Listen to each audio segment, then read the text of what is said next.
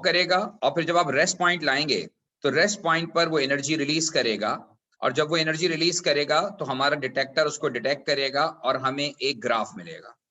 अच्छा, अब आज मैं आपको बताऊंगा कि कौन से जो है वो प्रोटॉन्स, कौन सा हाइड्रोजन जो है वो ज्यादा एनर्जी एब्जॉर्ब करेगा और कौन सा हाइड्रोजन जो है वो कम एनर्जी एब्जॉर्ब करेगा। तो बेसिकली हम जो हाइड्रोजन एनएमआर में हम प्रोटॉन्स को दो टाइप में डिवाइड करते हैं।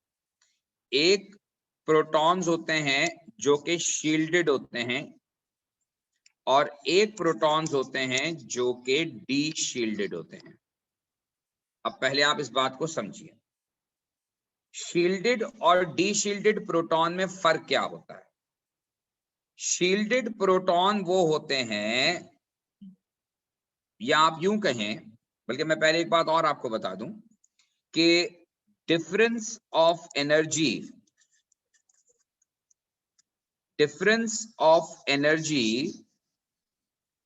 in between two types of proton depends upon electronic environment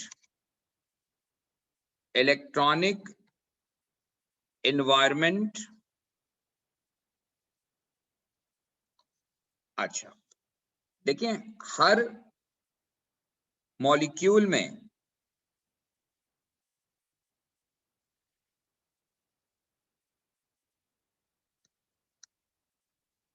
अगर ये आपके सामने मैंने एक मॉलिक्यूल लिखा है और ये मॉलिक्यूल है इथेनॉल का मॉलिक्यूल। अच्छा, अब इस इथेनॉल के मॉलिक्यूल में अगर आप ऑब्जर्व करें तो पहला वाला कार्बन पे 3 हाइड्रोजन हैं और इन तीनों हाइड्रोजन का एनवायरनमेंट आइडेंटिकल है क्योंकि ये तीनों हाइड्रोजन सेम कार्बन से कनेक्टेड है। और ये जो कार्बन है, इस कार्बन के नेबर में CH2 मौजूद है जो कि सिंपली इलेक्ट्रॉन डोनेटिंग ग्रुप्स है। ये अल्काइल ग्रुप है, ये इलेक्ट्रॉन डोनेटिंग ग्रुप है। तो जब ये इलेक्ट्रॉन डोनेटिंग ग्रुप है तो बेसिकली ये जो इलेक्ट्रॉन्स हैं CH2 के, ये अपने इलेक्ट्रॉन्स डोनेट करेगा टू कार्बन, लिहाजा कार्बन पर जो इलेक्ट्रॉन डेंसिटी है वो इंक्रीज हो जाएगी। और कार्बन पे इलेक्ट्रॉन डेंसिटी इंक्रीज होने का मतलब ये है कि हाइड्रोजन जो है वो सराउंडेड होंगे बाय मोर इलेक्ट्रॉन, यानी हाइड्रोजन का जो इलेक्ट्रॉनिक एनवायरनमेंट है वो बहुत ज्यादा थिक हो जाएगा या उसके सराउंडिंग में इलेक्ट्रॉनिक क्लाउड ज्यादा स्ट्रांग होगा। हम कहेंगे कि ये प्रोटॉन जो है वो शील्डेड प्रोटॉन, ये कहलाएगा कि ये प्रोटॉन जो है वो शील्डेड प्रोटॉन है। यहाँ पे शील्डिंग हो रही है। शील्डिंग का मतलब ये होता है कि जहां पर इलेक्ट्रॉनिक क्लाउड ज्यादा थिक हो। शील्डिंग का मतलब ये होता है कि where electron density is greater, where electronic cloud is thick, electron density is greater. तो जिस जगह पर, जिन प्रोटॉन्स की सराउंडिंग में, जिन हाइड्रोजन की सराउंडिंग में इलेक्ट्रॉन डेंसिटी ज्यादा होती है, हम उन्हें कहते हैं कि वो शील्डिक प्रोटॉन है, वो शील्डेड प्रोटॉन है। और जो शील्डेड प्रोटॉन्स होते हैं ये कब होते हैं? वो होते हैं जब आपका ग्रुप जो है वो इलेक्ट्रॉन डोनेटिंग हो। जैसे यहां पर जब भी किसी भी हाइड्रोजन की सराउंडिंग में इलेक्ट्रॉन डोनेटिंग ग्रुप मौजूद होगा तो हम उसे कहते हैं कि वो electron donating group electrons donate करेगा, जिसकी वजह से इलेक्ट्रॉनिक क्लाउड वहां पे थिक हो जाएगा। और इलेक्ट्रॉनिक क्लाउड के थिक होने का मतलब यह है कि हाइड्रोजन की सराउंडिंग में इलेक्ट्रॉनिक एनवायरनमेंट ज्यादा थिक होगा, इलेक्ट्रॉनिक क्लाउड ज्यादा होगा। और जब इलेक्ट्रॉनिक क्लाउड ज्यादा होता है तो इसका मतलब ये हुआ कि जो आपने मैग्नेटिक फील्ड अप्लाई की थी वो मैग्नेटिक फील्ड उतनी स्ट्रांगली जो है वो उस जो है वो न्यूक्लियस तक नहीं पहुंच पाती। और जब जब मैग्नेटिक फील्ड इतनी स्ट्रांगली नहीं पहुंच पाती तो डिफरेंस ऑफ एनर्जी यहाँ पे कम आता है, और डिफरेंस ऑफ एनर्जी कम आने का मतलब ये है कि ये कम एनर्जी एब्जॉर्ब करेंगे। थोड़ी सी बात मुश्किल है लेकिन आपको अंडरस्टैंड तो बहरहाल करनी है। मैंने ये कहा कि वो प्रोटॉन जिनकी सराउंडिंग में इलेक्ट्रॉन डेंसिटी ज्यादा होगी, जो कि इलेक्ट्रॉन से कवर्ड होंगे, जिनकी सराउंडिंग में इलेक्ट्रॉन ज्यादा थिक होंगे, उन पर मैग्नेटिक फील्ड उतना ज्यादा असर नहीं करेगी, जिसकी वजह से difference of energy come generate होगा, और ऐसे तमाम प्रोटॉन जो हैं वो कम एनर्जी एब्जॉर्ब करेंगे। इसका मतलब ये हुआ कि हम उस प्रोटॉन को शील्डेड प्रोटॉन कहेंगे जो कि कम एनर्जी एब्जॉर्ब करेगा। तो इलेक्ट्रॉन डोनेटिंग ग्रुप की वजह से जो फ्रीक्वेंसी एब्जॉर्ब्ड है,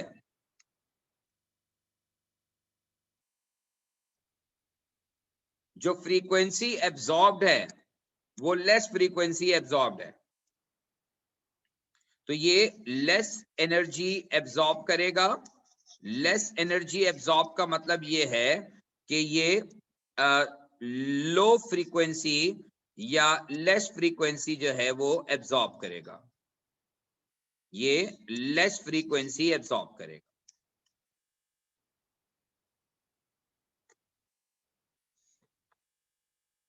जितना ज्यादा प्रोटॉन जो है वो शील्डेड होगा, उसकी सराउंडिंग में जितने इलेक्ट्रॉन ज्यादा होंगे, जितने ज्यादा वो इलेक्ट्रॉन से कवर्ड होगा, मैग्नेटिक फील्ड उस पावर के साथ उन प्रोटॉन्स पे इफेक्ट नहीं डालेगी, जिसकी वजह से मैग्नेटिक फील्ड का इंपैक्ट कम होने की वजह से वहां जो प्रोटॉन दो हिस्सों में डिवाइड हो रहे थे वो डिवाइड तो होंगे, लेकिन डिफरेंस ऑफ एनर्जी कम आएगा। जब डिफरेंस ऑफ एनर्जी कम होगा और आप उसमें रेडियो फ्रीक्वेंसी डालेंगे तो रेडियो फ्रीक्वेंसी कम एब्जॉर्ब होगी, लेस एनर्जी एब्जॉर्ब होगी। लेस एनर्जी का मतलब यह है कि फ्रीक्वेंसी कम वाली एब्जॉर्ब हो। होपफुली आपको बात समझ में आ गई होगी कि बेसिकली इलेक्ट्रॉन्स की शील्डिंग की वजह से मुख्तलिफ प्रोटॉन मुख्तलिफ फ्रीक्वेंसी को एब्जॉर्ब करते हैं। लेकिन अगर सारे प्रोटॉन सारे हाइड्रोजन एक ही फ्रीक्वेंसी एब्जॉर्ब करते तो फिर हम डिफरेंशिएट नहीं कर सकते थे। अब नेचर ने इसका इंतजाम किया है कि नेचर ने हर टाइप के प्रोटॉन की जो एब्जॉर्बेंस है वो अलग अलग होती है। हर टाइप के प्रोटॉन की एब्जॉर्बेंस अलग अलग होती है। अगर कोई भी हाइड्रोजन सराउंडेड बाय इलेक्ट्रॉन्स है, अगर वहां पर इलेक्ट्रॉन डेंसिटी ज्यादा है, तो इलेक्ट्रॉन डेंसिटी ज्यादा होने से ये होगा कि इलेक्ट्रोमैग्नेटिक फील्ड जो है वो उस पावर के साथ वहां पेनिट्रेट नहीं कर पाएगी, और डिफरेंस ऑफ एनर्जी उतना जनरेट नहीं होगा जितना होना चाहिए। लेस एनर्जी डिफरेंस जनरेट होगा, लिहाजा वो लेस फ्रीक्वेंसी एब्जॉर्ब करेंगे। तो इसका मतलब ये है कि जितना ज्यादा प्रोटॉन शील्डेड होगा वहां फ्रीक्वेंसी एब्जॉर्ब उतनी ही कम होगी। होपफुली आपको अब मेरी ये बात समझ में आ गई होगी, और अगर आपको लगता है कि स्टिल कोई कंफ्यूजन है तो आप पूछ लीजिए।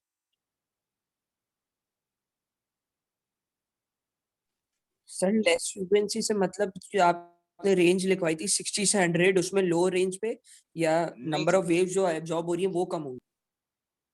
60 मेगाहर्ट्ज तो हमने एक स्टैंडर्ड फ्रीक्वेंसी दे दी उसको। अब उसमें 60 मेगाहर्ट्ज में से वो कितनी है फ्रीक्वेंसी, कौन सी फ्रीक्वेंसी एब्जॉर्ब करता है, ये डिपेंड करता है।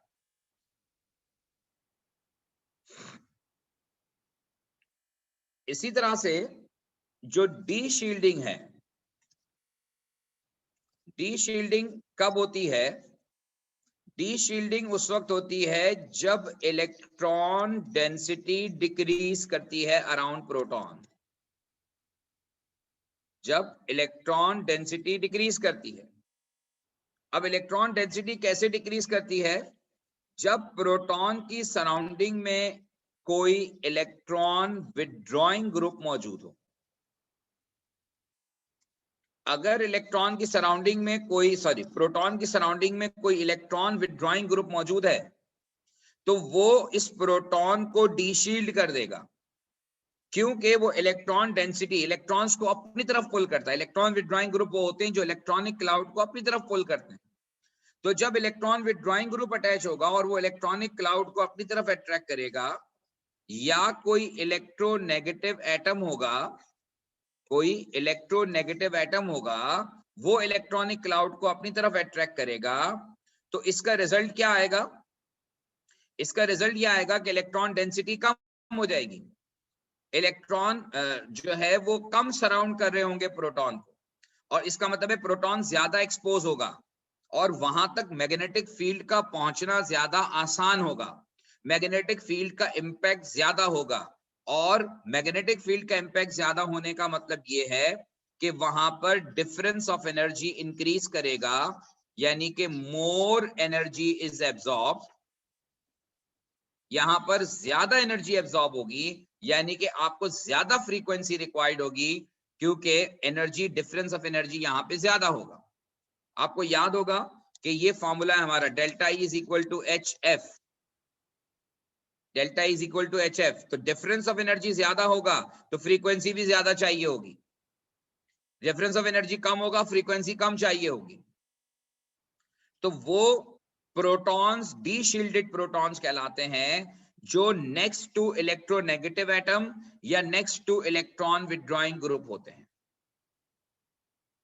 तो इसका मतलब ये है कि on the basis of different electronic environment, अगर इलेक्ट्रॉनिक एनवायरनमेंट तब्दील होगा तो मुख्तलिफ प्रोटॉन जो एनर्जी एब्जॉर्ब करेंगे वो मुख्तलिफ एब्जॉर्ब करेंगे, और अल्टीमेटली इसका रिजल्ट ये आएगा कि हम मुख्तलिफ प्रोटॉन्स को डिफरेंशिएट कर पाएंगे, और फिर अल्टीमेटली इस इंफॉर्मेशन को यूज करके हम किसी भी मॉलिक्यूल का स्ट्रक्चर फाइंड आउट कर सकते हैं। अब मैं यहाँ पे रुक रहा हूं, मुझे बताइए अगर किसी किस्म का कोई कंफ्यूजन है। शील्डिंग और डी शील्डिंग दो टर्म्स आपको समझनी है। शील्डिंग का मतलब यह है कि इलेक्ट्रॉनिक क्लाउड ज्यादा थिक है और डिफरेंस ऑफ एनर्जी कम है, और डी शील्डिंग का मतलब यह है कि इलेक्ट्रॉनिक क्लाउड थिन हो गया ड्यू टू एनी रीजन, और उस वजह से डिफरेंस ऑफ एनर्जी ज्यादा जनरेट हुआ और उसके लिए ज्यादा फ्रीक्वेंसी रिक्वायर्ड हो। जी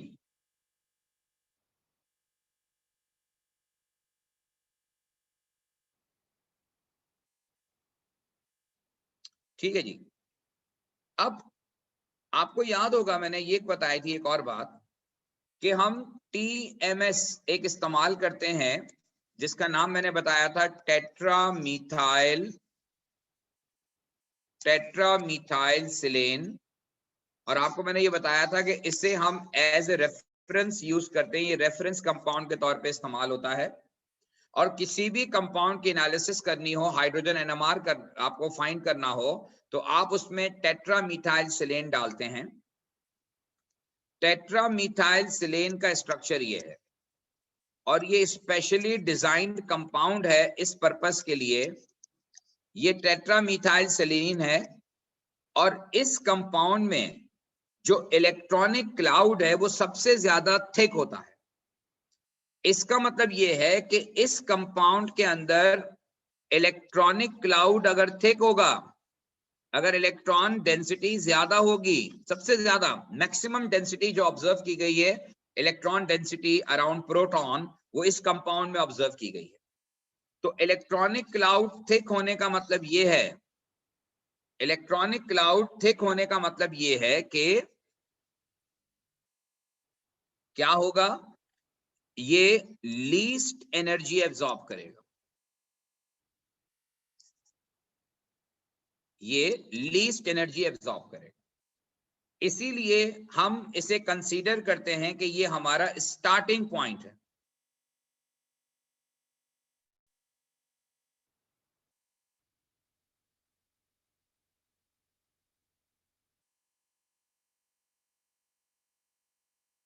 अच्छा जी, अब टेट्रामीथाइल सिलेन जो है, ये इलेक्ट्रॉनिक क्लाउड यहां पर मैक्सिमम होता है और ये लीस्ट एनर्जी एब्जॉर्ब करेगा, इसीलिए इसको एज रेफरेंस कंपाउंड इस्तेमाल किया जाता है, और जिस जगह पर इसका सिग्नल आता है वो हमारा स्टार्टिंग पॉइंट कंसीडर होता है, क्योंकि हम बाकी तमाम प्रोटॉन की जो एब्जॉर्बेंस है, या बाकी तमाम प्रोटॉन्स की जो एनर्जी एब्जॉर्ब्ड है, वो हम कंपेयर करते हैं विद द एब्जॉर्प्शन ऑफ टेट्रामीथाइलसिलेन।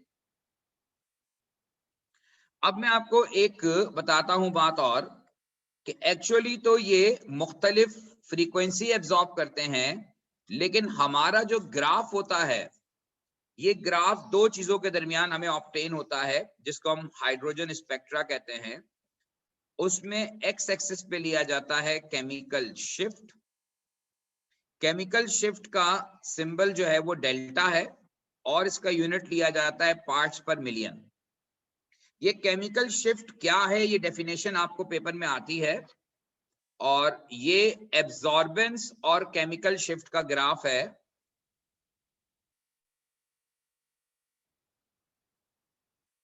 बेटा जब हम हाइड्रोजन एनएमआर पढ़ रहे हैं तो हम हाइड्रोजन की बात करेंगे ना।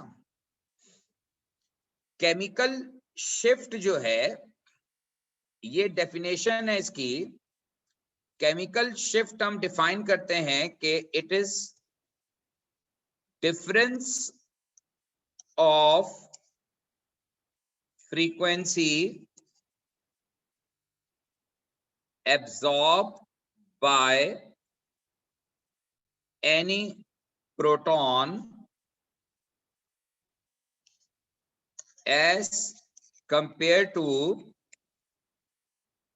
proton of TMS is called chemical shift.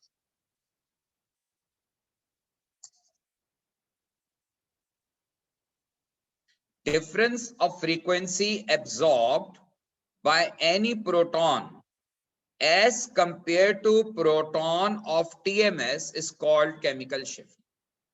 यानी केमिकल शिफ्ट जो है ये दो मुख्तलिफ प्रोटॉन की एब्जॉर्प्शन का डिफरेंस है, फ्रीक्वेंसी एब्जॉर्ब का। लेकिन एक प्रोटॉन कोई भी हो सकता है, दूसरा प्रोटॉन टीएमएस का होगा। जिस जगह पर टीएमएस का प्रोटॉन एब्जॉर्प्शन करता है उसकी वैल्यू को हम 0 लेते हैं।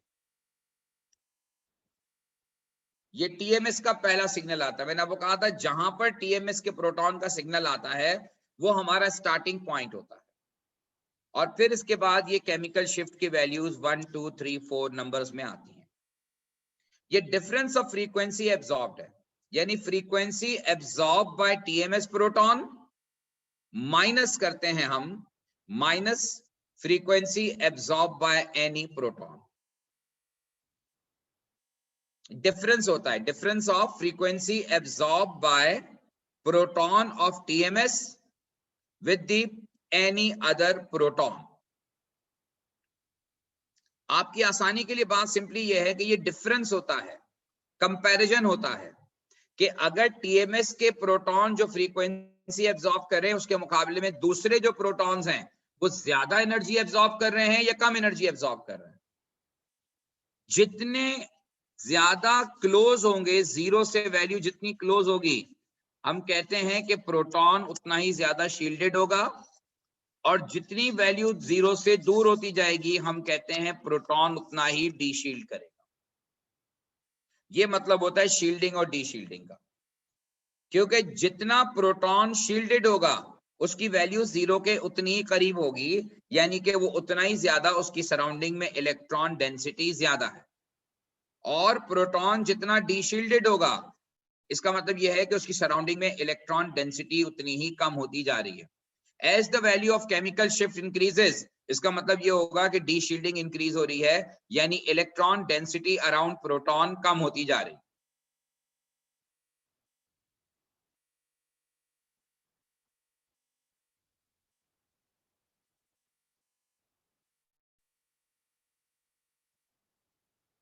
मैंने बेटा बोला वैल्यूज को 0 लेते हैं, मिनिमम वैल्यू टीएमएस की आती है, बिल्कुल सही बात है, लेकिन हम यहाँ पर एक्चुअल वैल्यू फ्रीक्वेंसी की नहीं लेते।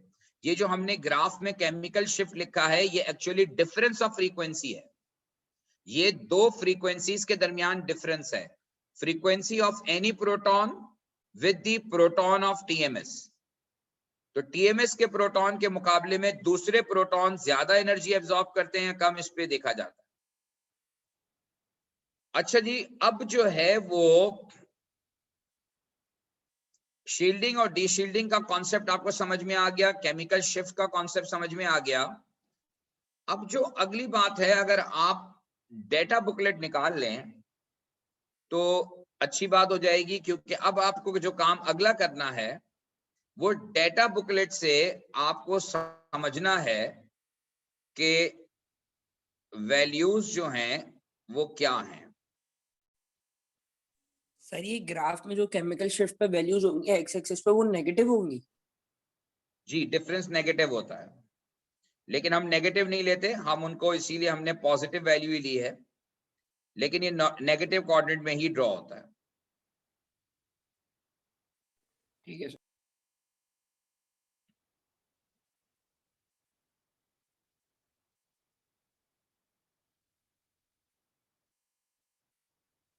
अच्छा जी, अब मैं आपके सामने वो स्क्रीन शेयर कर रहा हूं जो कि आपको डेटा बुकलेट में नजर आएगी।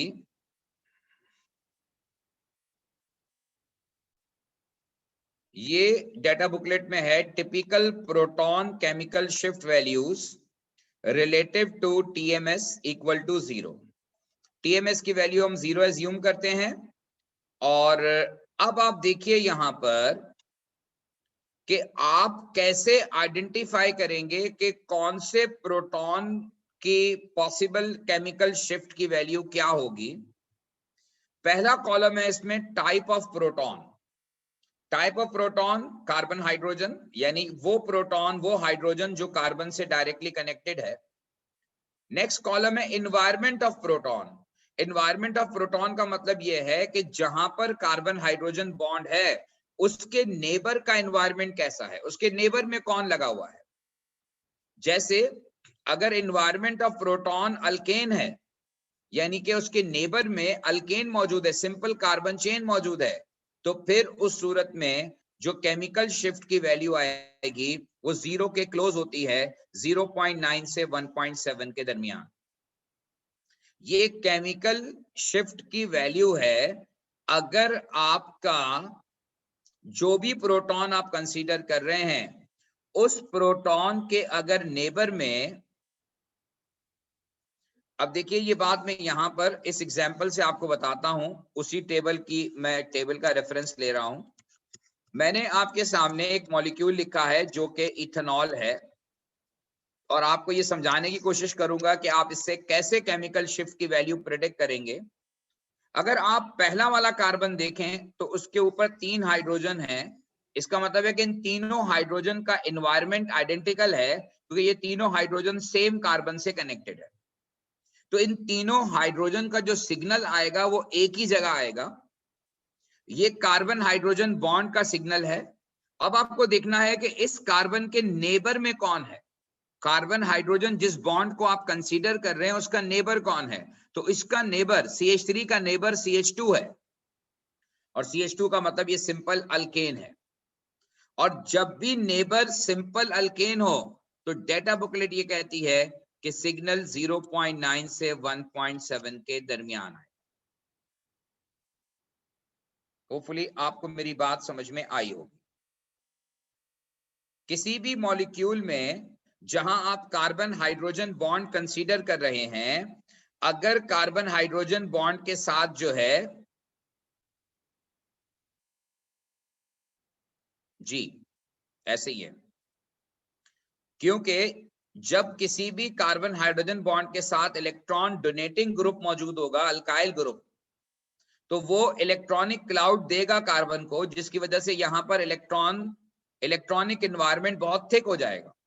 और इस इलेक्ट्रॉनिक एनवायरनमेंट में थिक होने की वजह से ये बहुत ज्यादा शील्डेड हो जाएगा, और शील्डेड प्रोटॉन की जो एब्जॉर्बेंस है वो कम होती है, और ये 0.9 से 1.7 के दरमियान इसका सिग्नल कहीं भी आ सकता है। अब आप अगली एग्जाम्पल देखिए, और अगली एग्जाम्पल के लिए आपको मैं दोबारा इस डेटा बुकलेट की तरफ लाता हूं। अब देखिए आप यहां पर कि alkyl next to electronegative atom CH3 oxygen के साथ, या CH2 ऑक्सीजन के साथ, या CH2Cl के साथ, या CHBr के साथ, यानी carbon chain next to electronegative atom. तो सिग्नल आता है 3.2 से 4.0 पर। अब यहां पर ये एग्जांपल मैंने इसलिए दी कि अब इस केस में ये वाली बात वैलिड है। अब अगर आप इस CH2 इन दो हाइड्रोजन को कंसीडर करें जो कार्बन पर मौजूद हैं, ये कार्बन हाइड्रोजन बॉन्ड है और ये कार्बन हाइड्रोजन बॉन्ड जो है वो नेक्स्ट टू इलेक्ट्रोनेगेटिव एटम है। तो जब carbon hydrogen bond next to electronegative atom होगा तो इलेक्ट्रोनेगेटिव एटम क्या करता है कि वो इलेक्ट्रॉनिक क्लाउड को अपनी इलेक्ट्रोनेगेटिविटी की वजह से इलेक्ट्रॉनिक क्लाउड को, इलेक्ट्रॉनिक पेयर को अपनी तरफ पुल करता है, जिसकी वजह से कार्बन पर इलेक्ट्रॉन डेंसिटी कम हो जाएगी और जो प्रोटॉन्स हैं वो डी शील्ड हो जाएंगे और डी शील्ड होने की वजह से इनके सिग्नल की वैल्यू इंक्रीज कर जाएगी 3.2 से 4। जैसे जैसे प्रोटॉन डी शील्ड होता जाता है उसकी वैल्यू इंक्रीज होती जाती है। तो CH3 CH2OH में ये CH3 का जो सिग्नल है वो 0.9 से 1.7 के दरमियान आया और CH2 का जो सिग्नल है वो 3.2 से 4 के दरमियान आता है। होपफुली आपको मेरी बात समझ में आ गई होगी। अभी इसकी हम और एग्जांपल्स करेंगे, लेकिन दोबारा से हम डेटा बुकलेट की तरफ जाते हैं और अब इस डेटा बुकलेट में आप देखें यहां नीचे लिखा हुआ है ऑक्सीजन हाइड्रोजन बॉन्ड और oxygen hydrogen bond in case of alcohol, यानी वो हाइड्रोजन जो ऑक्सीजन से डायरेक्टली कनेक्टेड है उसका सिग्नल 0.5 से 6 के दरमियान आएगा। तो अब हम जिस एग्जाम्पल पे बात कर रहे थे दोबारा इस एग्जाम्पल की तरफ आते हैं और ये है oxygen hydrogen bond in alcohol. इसका मतलब ये हुआ कि इस हाइड्रोजन का जो सिग्नल आएगा वो 0.5 से 6 के दरमियान कहीं भी आ सकता है, वाइड रेंज का सिग्नल होगा। तो अगर हाइड्रोजन नेक्स्ट टू ऑक्सीजन है तो फिर इसका सिग्नल 0.5 से 6 के दरमियान कहीं भी आ सकता है, लेकिन एक प्रैक्टिकल बात मैं आपको बताऊं कि नॉर्मली ये सिग्नल 3 के बाद आता है, ये 3 के बाद आता है।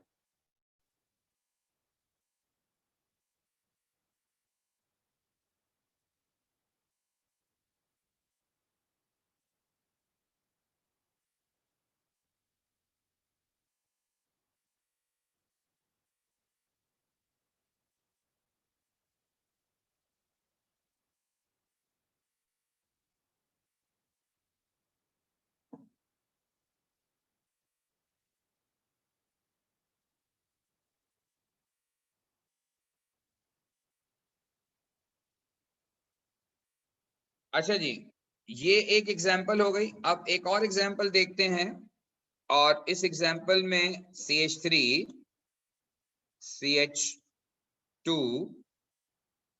CH Cl और फिर CH3।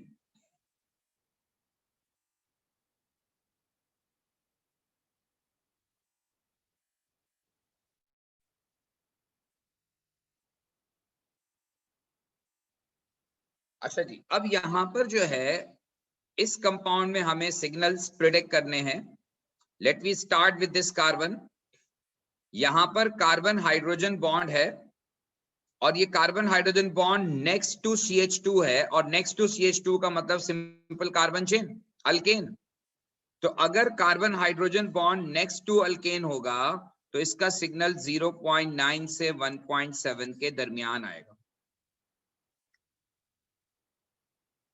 अच्छा, अब ये वाले जो दो नेक्स्ट कार्बन है, इस कार्बन का राइट और लेफ्ट दोनों देखिए आप। राइट पर CH है यानी अल्केन और लेफ्ट पर भी CH3 है यानी अल्केन। इसका मतलब है कि यहां पर भी कार्बन हाइड्रोजन के बॉन्ड का जो राइट और लेफ्ट पे एनवायरनमेंट है वो अल्केन का एनवायरनमेंट है और अल्केन के एनवायरनमेंट का मतलब ये है कि शील्डेड। तो 0.9 से 1.7। सर अगर इस तरह एक साइड पे एल्केन और एक साइड पे कुछ और हो फिर क्या करेंगे? जो दूसरा वाला है उसको कंसीडर करेंगे। अच्छा, अब एल्केन आप के क्या? इसको देखिए, इस एग्जाम्पल से वो बात क्लियर हो जाएगी। ये वाला जो कार्बन हाइड्रोजन बॉन्ड है जिसपे Cl लगा हुआ है, इसके राइट पे अल्केन है, इसके लेफ्ट पे अल्केन है, लेकिन इसके एक तरफ इलेक्ट्रोनेगेटिव एटम है। तो जहां पर इलेक्ट्रोनेगेटिव एटम होगा या इलेक्ट्रॉन विथड्रॉइंग ग्रुप होगा, उसको हम प्रेफरेंस देते हैं क्योंकि उसका इंपैक्ट ज्यादा होता है। तो इलेक्ट्रोनेगेटिव एटम की वजह से अगर आप डेटा बुकलेट कंसीडर करें तो डेटा बुकलेट ये कहती है कि whenever alkyl group next to electronegative atom then 3.2 से 4 का सिग्नल आएगा। यानी आपका जो सिग्नल बनेगा ये 3.2 से 4 के दरमियान आएगा। whenever carbon hydrogen bond is next to halogen, तो फिर या नेक्स्ट टू इलेक्ट्रोनेगेटिव एटम, तो सिग्नल 3.2 से 4 के दरमियान आएगा। और फाइनली ये CH3 है, और इस CH3 के CH बॉन्ड का जो नेबर है वो CH है। CH का मतलब सिंपल अल्केन, तो नेक्स्ट नेबर अगर अल्केन है तो सिग्नल 0.9 से 1.7 के दरमियान आएगा। अब आप देखें यहाँ तीन मुख्तलिफ सिग्नल्स आएंगे जो 0.9 से 1.7 के दरमियान होंगे, लेकिन चूंकि तीनों का इन्वायरमेंट आइडेंटिकल नहीं है, अलग अलग इन्वायरमेंट है, लिहाजा इनके सिग्नल्स भी जो आएंगे वो अलग अलग आएंगे। इनके सिग्नल्स जो आएंगे वो अलग अलग आएंगे, एक जगह पर सिग्नल नहीं आएगा, थोड़े थोड़े डिफरेंस से इनके अलग अलग सिग्नल्स आएंगे।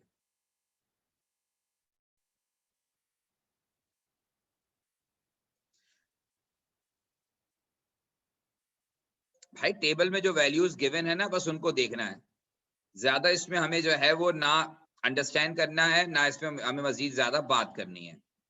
आपको जो टेबल में वैल्यूज गिवन है उस रेंज को जहन में रखते हुए, ये एक रेंज गिवन है, इस रेंज से आप किसी भी कंपाउंड के एनालिसिस कर सकते हैं, इससे आप एक अंदाजा लगा सकते हैं। अगली एग्जांपल जो है इसमें CH3 C double bond O O CH2 CH3 O CH2 CH3। अब आप देखें, प्रेडिक्ट करें इस मॉलिक्यूल के अंदर डेटा बुकलेट को देखकर कि सिग्नल्स कहां कहां ऑब्टेन होंगे।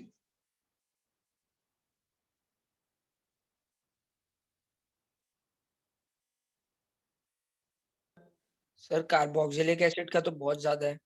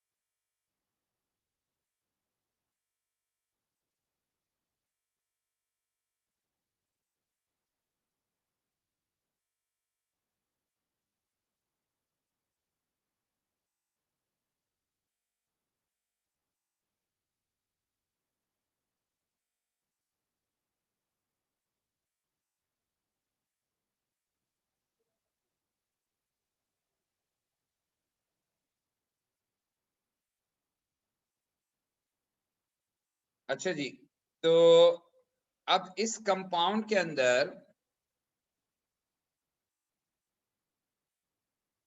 सबसे पहले ये कार्बन हाइड्रोजन बॉन्ड जो है वो नेक्स्ट टू CO है, और डेटा बुकलेट ये कहती है कि जब भी carbon hydrogen bond next to CO होगा तो सिग्नल 2.2 से 3 के दरमियान आएगा।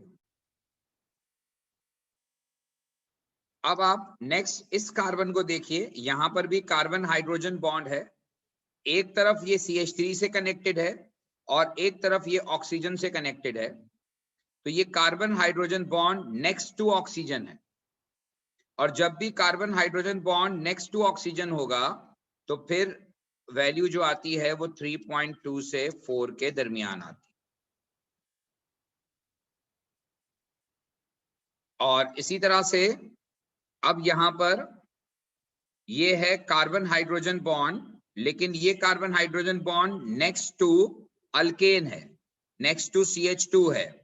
तो जब ये नेक्स्ट टू अल्केन है तो इसका मतलब ये हुआ कि अब जो इसका सिग्नल है, इसका सिग्नल जो आएगा वो 0.9 से 1.7 के दरमियान आएगा।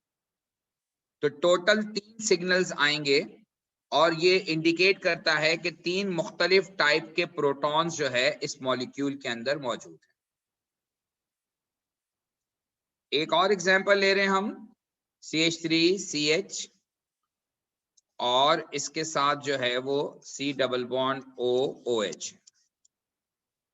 अब आपको बताना है कि इसमें कितने सिग्नल्स ऑब्टेन होंगे और इस मॉलिक्यूल में जो है नेक्स्ट जो पॉसिबल इनकी वैल्यूज हैं वो कहाँ कहाँ होंगी।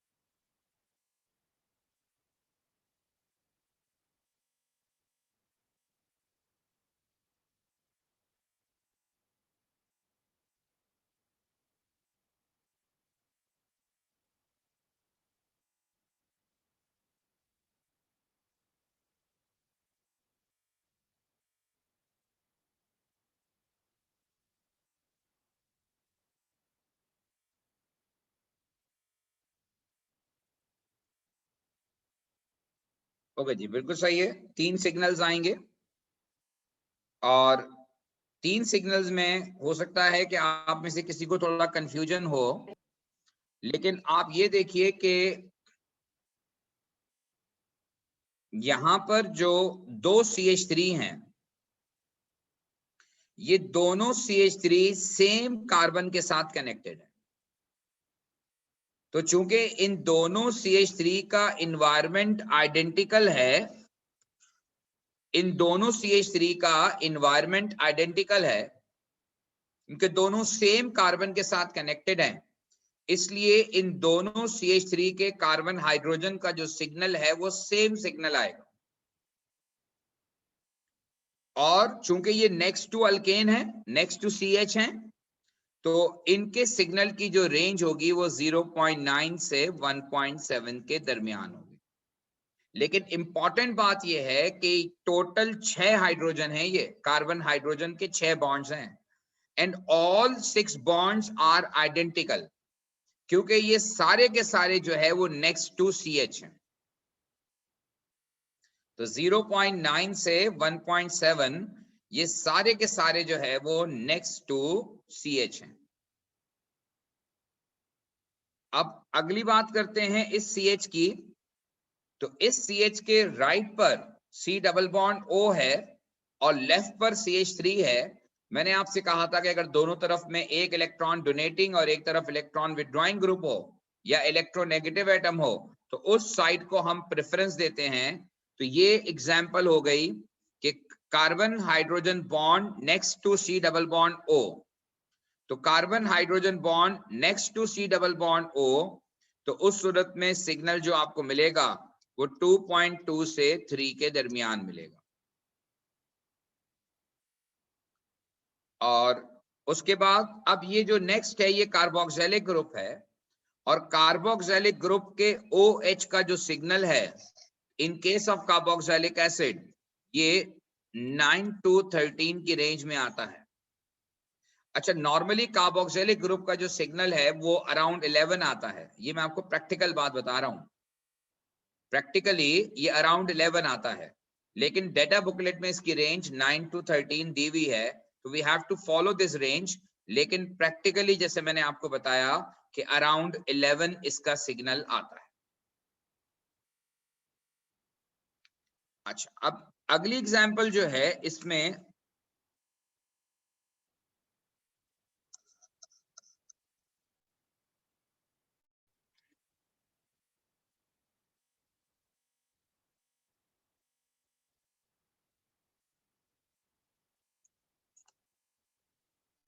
ये है नेक्स्ट एग्जांपल। और अब इस नेक्स्ट एग्जांपल में हमें सेलेक्ट करना है कि टोटल कितने सिग्नल्स और उनकी रेंज क्या होगी।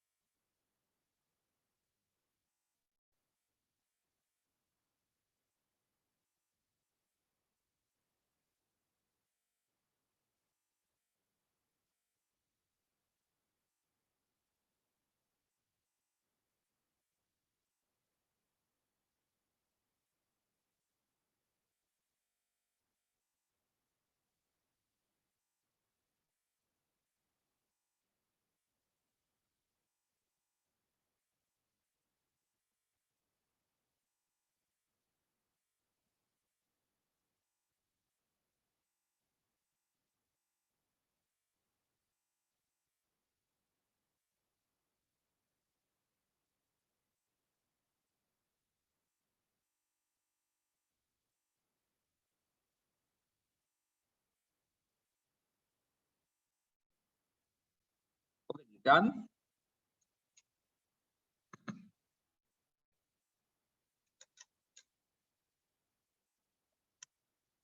अच्छा जी, नहीं जी, 3 सिग्नल्स नहीं आएंगे। सबसे पहले तो nitrogen is directly connected to hydrogen. Data booklet ये कहती है कि अगर आप डेटा बुकलेट को देखें तो डेटा बुकलेट में ये है nitrogen hydrogen bond in case of alkyl amine 1 से लेकर 5 तक। तो जब भी अमाइंस होंगे, अमाइंस में नाइट्रोजन के साथ जो हाइड्रोजन कनेक्टेड होता है इसका सिग्नल 1 to 5 पर आता है। So whenever nitrogen and hydrogen are connected to each other, तो in case of amines इसका सिग्नल 1 to 5 आता है। अब इस CH2 का सिग्नल जो है, because this carbon hydrogen bond next to electronegative atom है, तो इसका सिग्नल जो आएगा वो 3.2 से 4 के दरमियान आएगा। अब ये वाला कार्बन जो है इसके राइट और लेफ्ट दोनों तरफ कार्बन हाइड्रोजन बॉन्ड के अल्केन है, तो इसका सिग्नल 0.9 से 1.7 के दरमियान आएगा। उसके बाद ये कार्बन हाइड्रोजन बॉन्ड जो है वो नेक्स्ट टू एरोमेटिक रिंग है, तो नेक्स्ट टू एरोमेटिक रिंग के केस में सिग्नल आता है 2.3 से 0.3 के दरमियान। ये आप देखिए डेटा बुकलेट में ये सारी वैल्यूज मौजूद हैं। कार्बन हाइड्रोजन बॉन्ड और ये है नेक्स्ट टू एरोमेटिक रिंग, तो 2.3 से 3 के दरमियान सिग्नल आएगा। और एक चीज इसमें और आपको देखनी है जो कि शायद कुछ स्टूडेंट ने मिस की है, वो ये है कि आपको पता है कि बेंजीन में हर कार्बन पर एक एक हाइड्रोजन होता है, तो जब सारे प्रोटॉन सिग्नल दे रहे हैं तो ये जो 5 प्रोटॉन जो बेंजीन रिंग के ऊपर मौजूद है ये भी सिग्नल देंगे अपना। और डेटा बुकलेट ये कहती है कि carbon hydrogen bond directly attach to aromatic ring, वो हाइड्रोजन जो एरोमेटिक रिंग के साथ डायरेक्टली अटैच्ड हैं उनका सिग्नल 6 to 9 के दरमियान आता। तो इसका मतलब ये हुआ कि वो हाइड्रोजन जो बेंजीन रिंग से डायरेक्टली कनेक्टेड हैं इनका सिग्नल जो आएगा वो 6 to 9 के दरमियान आएगा। इस तरह ये टोटल 5 सिग्नल्स ऑब्टेन होंगे और ये उनकी फर्दर डिटेल्स हैं। होपफुली आपको मेरी बात समझ में आ गई होगी। अगर आपको लगता है कि आज के जो डिस्कशन है उससे रिलेटेड कोई आपका कंफ्यूजन है तो प्लीज पूछ लीजिए। ठीक है जी, अब करना आपको ये है कि इसी तरह के मुख्तलिफ सिंपल कंपाउंड लेकर और प्रैक्टिस करेंगे खुद से डेटा बुकलेट को सामने रख के कि आपको ये पता करना है कि जनाब इस कंपाउंड में टोटल कितनी पीक्स बनेंगी, इसके टोटल कितने सिग्नल्स आएंगे और उनकी पॉसिबल जो रेंज है उन सिग्नल्स की वो क्या क्या होगी। तो इस तरह की आपको थोड़ी सी प्रैक्टिस करनी है जिससे अगली क्लास में जब आप आएंगे डेटा बुकलेट और ये बुकलेट साथ लेकर आएंगे, क्योंकि अगली क्लास में फिर हम इसको फर्दर अप्लाई करेंगे, एक और स्टेप हम आगे बढ़ेंगे कॉन्सेप्ट के लिहाज से। अभी भी कोई क्वेश्चन अगर आपका है तो आप पूछ सकते हैं।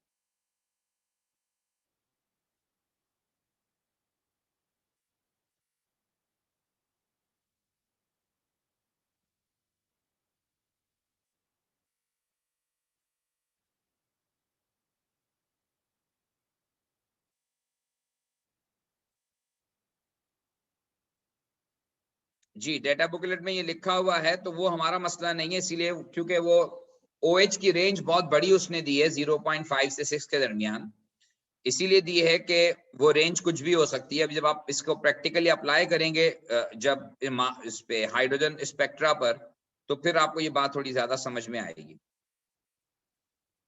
ठीक है, मैं कह दूंगा बुकलेट के लिए।